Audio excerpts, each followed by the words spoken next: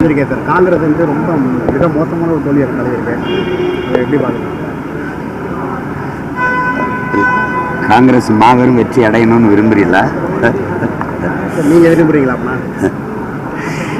நான் காங்கிரஸ்னு ஒரு கட்சியிலே அழித்து ஒழிக்கிறதுக்காக களத்துக்கு வந்த மகன். என் இனத்தை அழித்தது, என் இனத்தின் விடுதலை கனவு அழித்தது, கச்சத்தீவை தாந்தோன்றித்தனமாக எடுத்து கொடுத்து என் மீனவன் வாழ்வுரிமை பறித்தது, 10 லட்சம் பேரை ஒரே ராத்திரியில் நாடற்றவனை இறக்கி விட்டது. இங்கே ராஜீவ் ஜெயவர்த்தனை ஒப்பந்தத்தில் எங்கள் இனத்தின் விடுதலை கனவை அழித்து நாசமாக்கியது. எனக்கு இருக்கிற வலியும் வன்மமும் உலகத்தில் எவனுக்கிட்டையும் சொல்ல முடியாது. புரியுதா? காங்கிரஸை ஒழிக்கிறதுக்காக தான் இந்த களத்துக்கே வந்தேன் நான். அதனால் அது வீழ்றதுல எனக்கு பெருமை தான். என்னைக்கு என் தாத்தன் காமராஜ் செத்தானோ அன்னைக்கே காங்கிரஸ் இந்த நிலத்தில் செத்துச்சு. இப்போ இருக்கிறது ஒரு கம்பெனி, அதை போய் பேச வேண்டியதில்லை. இப்போ என்ன இருக்குது காங்கிரஸுக்கு?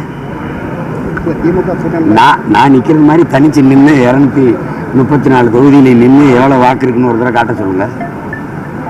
நாங்கள் விடுதலைக்கு போராடினோம், 120 ஆண்டு கால கட்சி, அதெல்லாம் சொல்லுவீல்ல, வந்து நில்லுங்க.